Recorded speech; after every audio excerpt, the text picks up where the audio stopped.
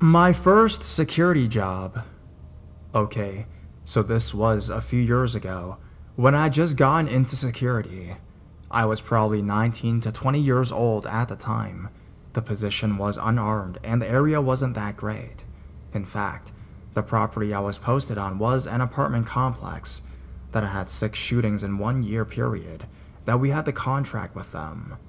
My father was and is a felon. When he was my age, he was arrested for trafficking drugs in relation to organized crime. The reason I mention this is because his world introduced me to two kinds of people: gang members and tweakers. I'm not trying to act like a tough guy when I say this, but I'm not afraid of gang members. You pretty much get what you give, but with tweakers, you never know what's going to happen. Back to my first post. I'm walking around the complex perimeter, just trying to make it through the night without getting beat, when some guy standing in front of an apartment calls me over. The guy was wearing a black leather jacket and had his hand in a pocket. His other hand was holding a cigarette. His hair was pulled back into a really tiny ponytail, and his eyes were huge. It looked like almost it was gonna pop out of his head. I had a strange feeling about him. Something didn't seem right. "What's up? Can I help you?" "Hey man, do you know Robert?" "No, can't say I do. Why?" "He used to party with us. He was the security guard." "Oh yeah? That's cool, man. Yeah, I'm posted here now." "Cool, brother. Tell Robert I said hey." He put a cigarette in his mouth, not removing his other hand from the pocket, and reached to shake my hand. I was stupid. I was too friendly. I shook his hand. Let me start by saying that the entire year we had the contract, nobody named Robert ever worked there, and nobody knew this guy. So when I woke up after being nailed in the head with something very hard, it was impossible to find him. The guy didn't take anything. I'm not sure what he was doing, or what he wanted, but tweaker guy who knocked me out. Let's never meet again.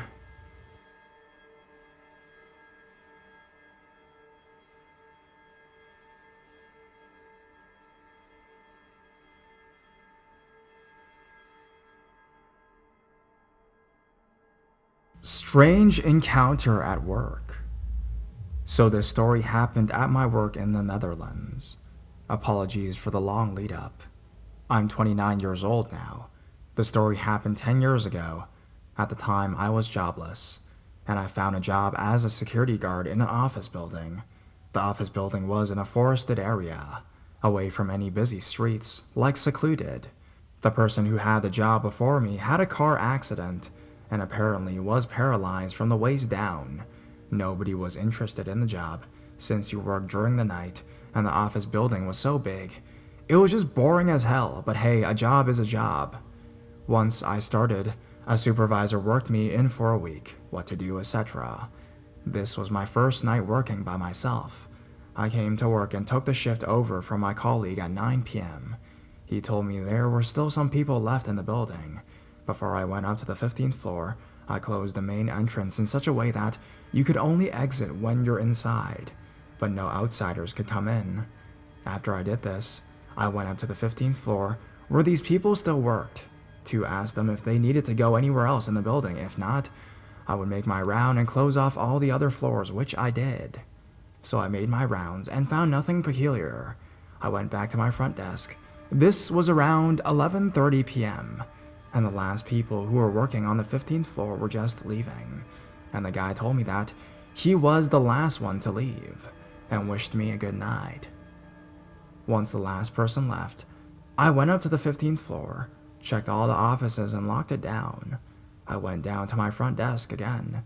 Since there were no people left, I put on the alarms, which work on motion detection, and also when you open a fire exit on every floor, except the ground floor where my desk was. Within 5 minutes, I put the alarm on all the floors. The alarm went off on the 10th floor, and there was nobody on the building.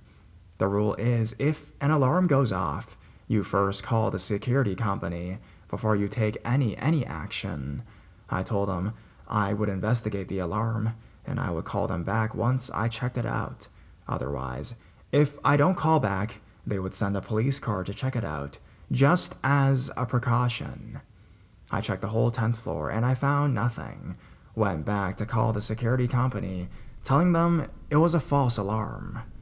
I kid you not, the alarm on the 10th floor went off like 7 times in 1 hour, and every single time I checked the floor, I couldn't find anything out of order, or even that there was someone there.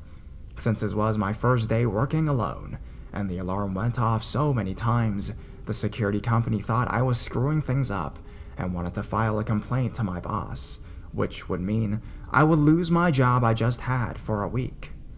In retrospect, the following was the dumbest thing I could ever do, because the alarm went off again. Since I didn't want to call the security company again and cry wolf, I went up to the 10th floor without informing the security company. The only thing I had on me was a mag light, since security guards in the Netherlands are not allowed to carry guns. So, at that moment, I went up to the 10th floor, I checked the floor, and as before, I found nothing. The only difference now was I pretended to leave, turned off the lights, and stayed on the 10th floor, listening if someone was really there. In about 5 minutes, I heard someone or something moving. I was relieved and anxious at the same time, relieved I wasn't wrong, and that there was something on the floor. Anxious because of what was on the floor. I turned on the lights and tried to sound as manly as possible, saying something along the lines of, "I know there is someone here, show yourself." As you can imagine, no response. So stupid I didn't go down to call for help, but stupid me went looking for whatever it was I heard on the 10th floor. I walked to the office I heard the sound from, turned on the lights, and found a little girl who couldn't be older than 13, with long brown hair, in white pajamas, squatting and rocking front to back on a desk looking straight at me. The scary thing was, there was no emotion in her face or in her eyes. After almost shitting myself, I collected my nerves and took the girl by the hand. Like, what can a small girl do to a 6'8" tall guy? I took her down to the front desk, offered her a Coke, but she did not respond whatsoever. The only thing I could do was call my supervisor and told him about what I had encountered. My supervisor's response was, "Stay there, I'll be right over." The time I hung up the phone until my supervisor came, I just had this underbelly feeling with this girl, that there was something wrong with her. Before my supervisor turned up, he called me and told me to call an asylum, which was pretty close to the office building I worked at, just to check to see if someone was missing.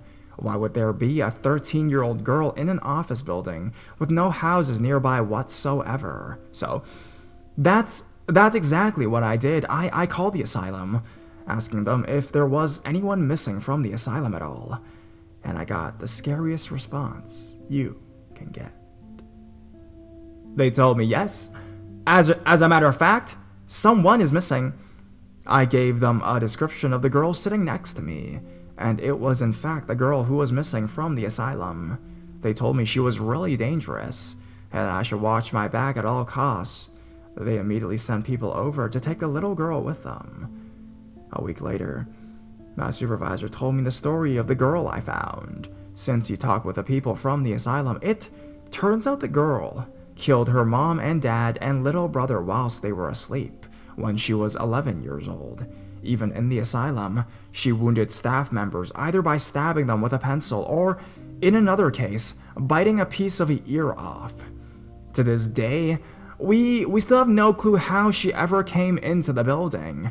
We checked all the cameras and there was no footage of her ever entering the building. Anyway, sorry for the long message and any grammatical errors. Hope you'll enjoy it.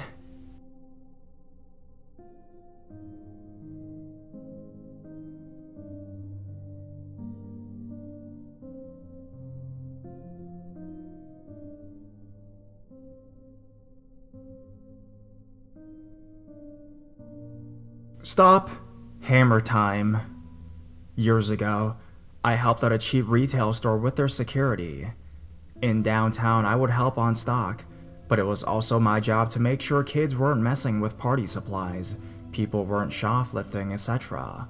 Part of my job at close was to check all the shelves and under them in case boxes were misplaced or stock went missing. Customers would hoard a basket of things that looked like they were shopping, then ditch the basket under the shelf and leave with a single object so it was necessary. I was visiting family for a few days and received a text from my manager asking when I was coming back. I thought it was weird, but I thought nothing of it as I'd be back the next day. When I arrived back at work, they showed me the security tapes. A customer with a bag containing nothing but a sledgehammer walked into the store and slid himself under the shelf a few hours before close, and then just waited perfectly still for close. The staff member taking over my close duties did not do a shelf check that day. If I had not decided to take those few days off, and it was a struggle to decide as I was on minimum wage and needed money, I would have found myself face to face with a creeper and a sledgehammer. He lay in wait, surprisingly but thankfully, as the manager stood at the till counting all the cash openly at the counter. He continued to just lie there. The employees all left the store from the back warehouse entrance, and that's when the guy came out. He buzzed down the office door where the safe was kept, and then tried to use his sledgehammer to literally knock the safe off the bolts in the floor. By the time the security alarms had been set off from him breaking the door, and my boss was coming back to the office through the back because he forgot something when they all locked up that day, he came face to face with the man who chased him back outside. My boss hid in some dumpsters, and the man ran in the car park and into the distance with his sledgehammer in tow. After his entire 3 or so hour stakeout and operation, he left with nothing, except, I'm assuming, sore arms. So if you're reading this, thank you for choosing a day I wasn't working. Let's keep it that way. Sledgehammer man, wherever you are, let's not meet.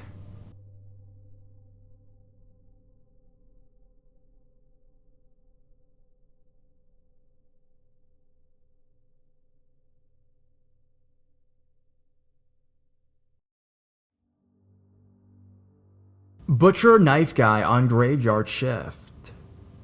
This happened to me 2 years ago. It was my first month on the job, and I worked night security at this pretty interesting place. For the record, I still work there and have more strange stories possibly to tell in the future. I am a 38-year-old male. I've worked security jobs most of my life and the graveyard shift.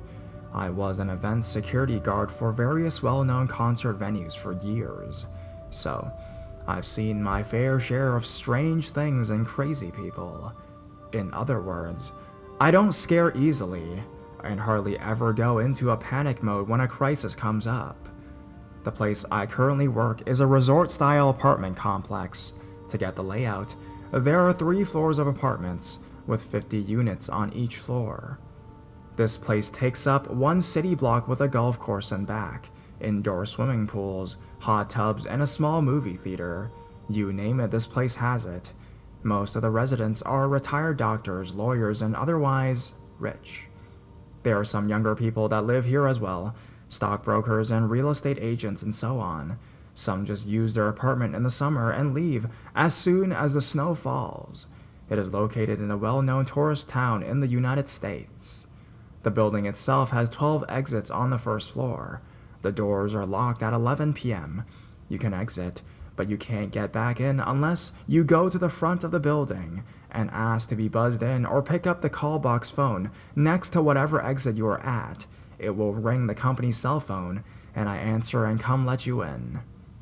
The front lobby is set much like a hotel, with sliding glass doors which I lock when I start my shift. In the middle of the building on the first floor are 2 big slider doors which I also lock. They lead to the private parking lot. The parking lot itself is gated, and you need a code to get in. This was midsummer, and while it's never really been hot out here, tonight was an exception. It was still very warm after the sun had set. I came in 10 minutes to 11 to start my shift. We had a routine to hand off the keys, event log, and phone to the next person on duty. Despite its size, I am the only security person here at night. My coworker who was leaving told me the side iron gates that leads to the parking lot are open on one side because they are stuck. This is nothing new, and they often do get jammed. She told me the repair people would be in tomorrow sometime to fix them, but to do just extra patrol out there tonight. This place sits across the road from a public park, and while the area is pretty decent, the park tends to breed druggies and homeless at night, who sometimes like to try and wander on the property or cause trouble. My night started out as uneventful. As a security guard in this place, we only have pepper spray, a large flashlight, keys, and a company cell phone to call 911 if need be. We are told not to confront with bodily harm, nor can we detain anyone. We are simply ears and eyes, and to call the police if something comes up. Of course, you can defend yourself if you need, but in all cases, if you are in danger, it's to call the police is the company policy. Basically, I am to walk the grounds and floors for anyone suspicious, watch the cameras in the security office, which is in the lobby, and otherwise try to stay alert. If a resident calls for a maintenance request, I would take the information down in the computer for day shift, or if a resident called with a security issue, I would attend to it. Pretty easy enough job, I thought. I locked the doors to the parking lot and the lobby doors. I did a sweep of all the floors, and then found myself back on my desk. It was really quiet, and it rolled around to 3 a.m. I had just sat down to eat my lunch when the company's cell phone rang. The caller ID let me know it was from one of our outside call box phones. I picked it up and said, "Thanks for calling. This is Security Officer James. How can I help you?" All I heard was someone heavy breathing. I glanced at the cameras and could see the shadow of a figure standing just out of reach from the door and camera view. All I could see is the open call box and the metal cord from the phone. I again asked, "How can I help?" The man started to breathe heavier and laugh, and then silence. It was one of those laughs you hear in a movie, when the lunatic is about to do something terrible. I got up from my chair and started to walk out of the office, and to the door he was at, when it rang again. This time from call box number 2, which was further down. I quickly looked at the camera, and saw this large figure in a hooded jacket. I knew this was strange as it was very warm outside. He was holding a black bag in his hands, but had his back to the camera. "I'm coming for you and you're gonna die," this voice said in a raspy, deep tone. He hung up before I had the chance to say anything. Then the phone rang again. This time I picked up, and before he could speak, I let him know the cops are on their way and to leave the property now as he is on camera. He tried the doors and both were locked. This time he was at yet another call box. This guy had to be running at top speed to make it out the next and the next call box, as they are good distance between doors on the outside. "I can see you. Are you ready to die? The cops won't make it in here in time," the guy said. I spoke loud and pretended like I was talking to another security officer, and asked him to send 3 other security guards to such and such location, and that police are dispatched. The guy slammed the phone down loud against the call box receiver, and I watched him on camera take off into the darkness to the park area. I figured it scared him off. I was going to call the police, but honestly, the location of this place, it would take them at least 15 minutes to get here, and I figured this guy was just some tweaker from the park. I scanned the cameras and walked the back lot just to be sure no one was there.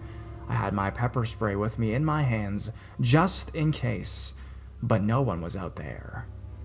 I returned to my desk and wrote what happened in the incident log. About a half hour passed. I had finished lunch and was about to do rounds when the phone rang again. This time it was from an unknown number. I thought it would be a resident calling for a repair issue or something. I picked up and said my normal line. "Where are the cops?" "I don't see them, but I see you," the voice said. Fuck. It was that guy again. I scanned the cameras and did not see anything. I went to the front door to look out, and there was nothing but darkness and a few front floodlights on. "I know you're alone and you're going to die soon," he said. I basically told him to get fucked and hung up. I called the non-emergency line to 911 and let them know what was going on. The dispatcher said she would send out a car to check the area and make contact with me. Next thing I hear is a loud thud against the glass windows to the day manager's office. which sits across from the security room. Another 3 loud bangs. I run to the door and unlock it. I pull up the shades and shine my flashlight through the window into the darkness. I catch the face of this hooded man. He looked to be about 40, with long, stringy hair poking down and these wild eyes. He looked right at me and grinned before slamming his head into the window to try and break it. I start yelling at him and told him the cops are coming and to get the fuck out of here. That's when he pulled the biggest damn butcher knife I've ever seen and made a slicing motion like he would use it to cut my throat. This guy was crazy and probably on drugs. He continued slamming his body against the glass, trying to break it. He used his head to try and break the window, but managed to bust his head open, so the window now has blood all over it. I backed out of the office and locked the door to it. I then decided to wait for cops as this guy was out of control, and my pepper spray wasn't going to stop him, and the last thing I wanted was to handle a bloody crazy person. He then ran to the nearest side door, and I took the call box phone off the hook. He then ran to each call box and removed all the phones, which caused my company's cell phone to ring and jam up the line. The guy had to be on meth or something because he ran as fast as I could imagine. I watched the camera and noticed to my horror, the sliding door to the garage was open. Now, it was common for residents to go out their cars and unlock the door themselves. It's just a sliding lock like the kind in department stores.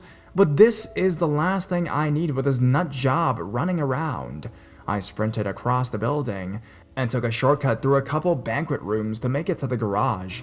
As I was doing so, I saw that crazy guy running up the garage pathway. I slid that door as fast as I could and locked it before he got to the entryway. He then slammed his body into the glass over and over, but the door did not move. I locked the second set of doors in case he got through the outside ones. He would at least be trapped, or it would at least slow him down, right? I reached for my pepper spray, thinking maybe he would just leave and yell the cops are here. He started to laugh and howl, and then held that knife up again before running into the darkness of the parking garages. I called the police on my personal cell phone to let them know that the man has a knife. The dispatcher told me the cops will be there shortly, and I let her know what happened. I made my way to the front again and locked myself in the security office. At least this place had no windows, and I can watch on cameras. I heard another loud thud and bang and realized that he was at the front lobby doors trying to get in. I was hoping the cops would roll up any minute, but they didn't. And while it probably didn't take them long, it felt like forever at this point. The guy was standing at the lobby doors with a knife in hand. He faced the camera, and by this time, his hood had fallen back. He was bald-headed with wild, long, stringy, crazy hair on the sides of his head. His eyes were huge, and I will never forget that grin on his face as he mouthed to the camera, "Die, die," while making stabbing motions with that knife. Blood running across his face from slamming into the glass. He then ran out into the darkness. About 5 minutes later, the cops showed up. They sent one officer. He asked me what the guy looked like, and I told him I have camera footage. He drove through the area first and shined a spotlight. The cop returned to tell me he couldn't find anyone, and he had driven around the entire block and back area behind the golf course. I showed him the footage and printed out a picture from the camera. The cop said he didn't see any sign of the guy, and that he would patrol the area and to call back if he came again. It was now nearly 5 a.m. when the cop left. I waited until 6 a.m., when it was daylight, and people were starting to get out and about, before I walked around and hung up all the phones from the call boxes. This guy literally took all 12 phones off the hook. When my manager came in during the morning shift at 8 a.m., I told her what happened, and she said they would keep an eye out and have a meeting to let everyone who worked there know, and to be aware. They had an extra security guard on my shift for 2 weeks after, but the guy never returned. The cops never found the guy or who he was. So, crazy, bloody guy with a knife. Let's not meet again.